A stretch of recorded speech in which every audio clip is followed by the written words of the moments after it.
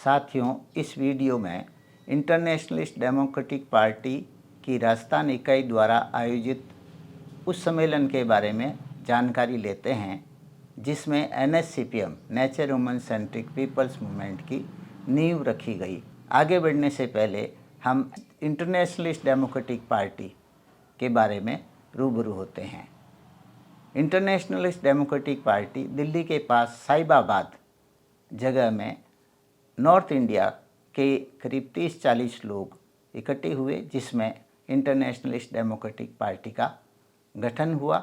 मुख्य रूप से इसमें दिल्ली से नीलांबर पांडे, जम्मू से सरदार जोगेंद्र सिंह, रूपचंद मखनोत्रा, दीदार सिंह, होशियार सिंह, ID खजूरिया, पंजाब से सुखदेव सिंह, गुरदयाल शीतल, मगर सिंह कुलेरिया, राजस्थान से सज्जन कुमार, रिद्धकरण, घनीश्याम और फरीदाबाद से और यूपी के भी कुछ साथी थे।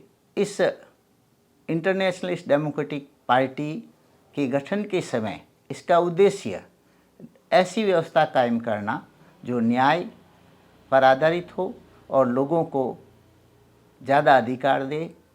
और इस समय ये समझ थी कि पूरी दुनिया एक विश्व व्यवस्था है और इसमें सत्ता में यदि ठीक लोग जाते हैं तो लोगों के हक में कुछ काम किया जा सकता है। इस व्यवस्था को न्यायिक और तर्कसंगत बनाने के लिए RP सराफ के नेतृत्व में हमने बहुत बड़े बड़े सम्मेलन आयोजित किए, लोगों में जन जागृति की, बेरोजगारी के मुद्दे, किसानों के मुद्दे, पानी के सवाल पर, रोजगार के सवाल पर IDP द्वारा लोगों में काम किए गए और इलेक्शन में भी IDP ने भाग लिया। तो इलेक्शन की प्रक्रिया के दरमियान ये समझ में आया कि लोग ये कहते हैं कि आपकी पार्टी और पार्टियों से अलग है, लेकिन आप जीत नहीं सकते, क्योंकि आपको जब हम वोट देंगे तो हमारा वोट बेकार जाएगा। इसका एनालिसिस करते वक्त हमें ये समझ में आया कि लोगों की जो मानसिकता है वो पावर और पैसे की है, ताकतवर की है।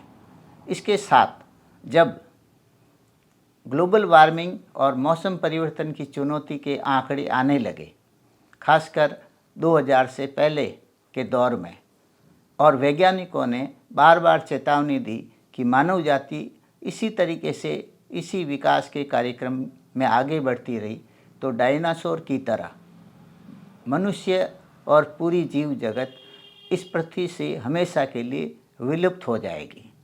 इस बात को हम गंभीरता से, खासकर RP सराफ साहब ने इसे गंभीरता से लिया और इसका कारण क्या है और इसका उचित जवाब क्या दिया जा सकता है।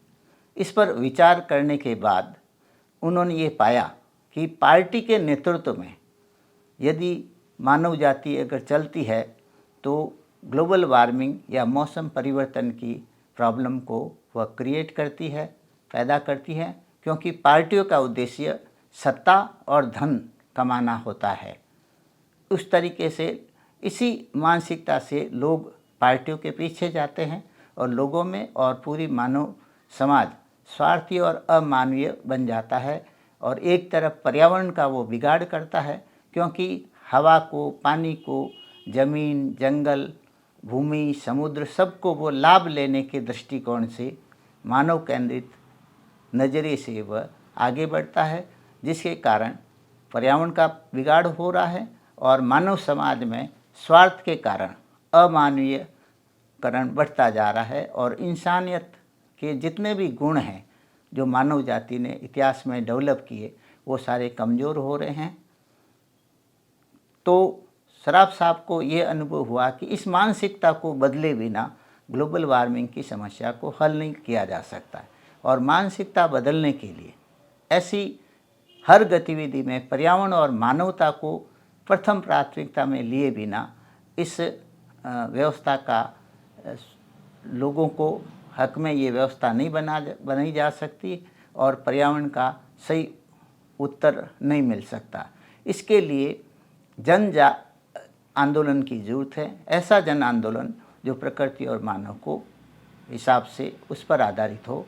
तब 2002 में हनुमानगढ़ में इंटरनेशनल डेमोक्रेटिक पार्टी के सम्मेलन में NSCPM की नींव रखी और इसके गठन के बाद 2002 से इस दिशा में आगे काम बढ़ा है। और इस सम्मेलन जो 2002 में हुआ उसमें नेपाल से 8 सदस्य थे, जिनका नेतृत्व DB Singh ji, doctor DB Singh ने किया।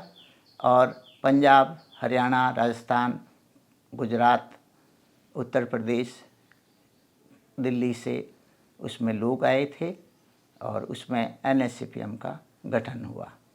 इसके गठन के बाद आरपी सराफ ने दक्षिण एशिया, खासकर भारत के सारे पड़ोसी देशों में इसका प्रचार करना और nature women centric people's movement के एजेंडे को वहाँ के जन आंदोलन और NGO के साथ अंतर्क्रिया करने का लक्ष्य रखा। इसके तहत श्रीलंका, पाकिस्तान, बांग्लादेश, नेपाल, भूटान, इनमें NSCPM की कई टीमें, कई इसमें दौरे किए और इस प्रकार NSCPM ने सार्क लेवल पर सार्क सम्मेलन भी किए।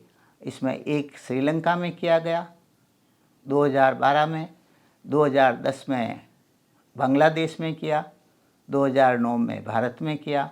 उसी तरीके से नेपाल में भी 2 सम्मेलन किए सार्क स्तर के और उनमें कमेटी भी बनी। आगे क्या काम और इसमें प्रगति पर है। नीचे स्तर पर वर्ल्ड पीस के लिए और पर्यावरण डिग्रेडेशन को रोकने के लिए भारत के बहुत सारे संगठन दक्षिण भारत में भी NSCPM की टीम का इंटरेक्शन करने कई दौरे किए। वेस्ट बंगाल, तमिलनाडु, केरला, महाराष्ट्र, इसमें अभी भी बहुत सारे संगठनों के साथ NSCPM का कार्यक्रम हो रहे हैं। एक सफाक नाम का South Asian people's action on climate crisis के साथ भी NSCPM का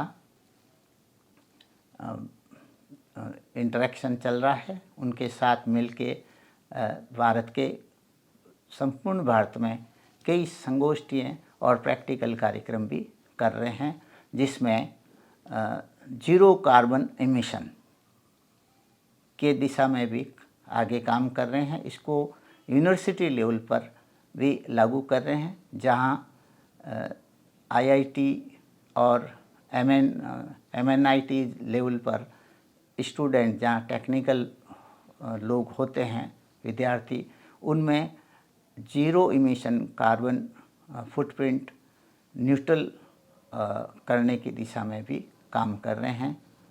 और NSCPM की जिला स्तर पर और प्रांतीय स्तर पर भी इकाइयों का गठन कर रहे हैं। नेचर वुमेन सेंट्रिक इस प्रकार लोगों में ग्लोबल वार्मिंग के प्रति निरंतर जन जागृति और जागरूकता फैला रहे हैं और लोगों को इस संगठन में लाने के लिए प्रेरित कर रहा है। धन्यवाद।